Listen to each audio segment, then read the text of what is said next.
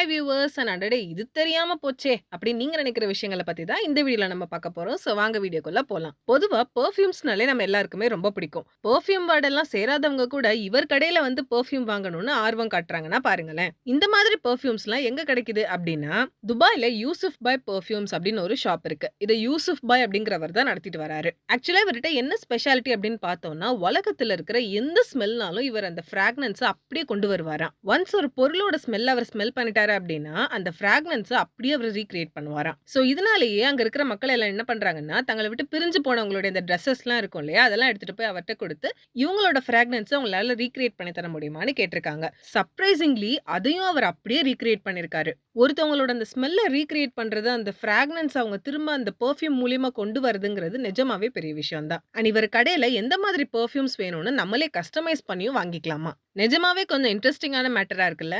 And ரெண்டாவது நம்ம பார்க்க போற இன்ட்ரெஸ்டிங்கான விஷயம் என்ன அப்படின்னா, நம்ம ஊர்லலாம் இந்த கோயில்ல இருக்க கல்வெட்டுகள், அப்புறம் ஓலைச்சுவடிகள், இதுல இருக்கிற அந்த எழுத்துக்கள் மூலியமா தான் அதுல என்ன சொல்லியிருக்காங்கன்றத வச்சு நம்ம லாங்குவேஜோட தொன்மையை நம்ம கணிச்சிட்டு வரோம். அதே போல ராஜாக்கள் எல்லாமே அவங்க என்ன பண்ணாங்க, இந்த கோயிலை யாரு கட்டினாங்க, இல்ல இந்த இடம் யாருக்கு சொந்தமானது, அப்படி எல்லா விஷயங்களுமே இந்த கல்வெட்டு மூலியமா தான் எழுதி வைப்பாங்க. இல்ல செப்பேடுகள், ஓலைச்சுவடிகள் அது மாதிரி கூட எழுதி வச்சிருக்கலாம். என்னைக்காவது நம்ம கோயிலுக்கு போகும்போது இந்த கல்வெட்டெல்லாம் பார்த்தா இதுல என்ன எழுதியிருக்குன்னு உத்து உத்து பார்ப்போம் இல்லையா? இனிமே நமக்கு அந்த கவலை வேணாம். இப்ப ரீசென்ட்டா திருச்சிய சேர்ந்த ஒரு காலேஜ் ஸ்டூடண்ட்ஸ் எல்லாரும் சேர்ந்து ஒரு வெப்சைட்ட கிரியேட் பண்ணியிருக்காங்க.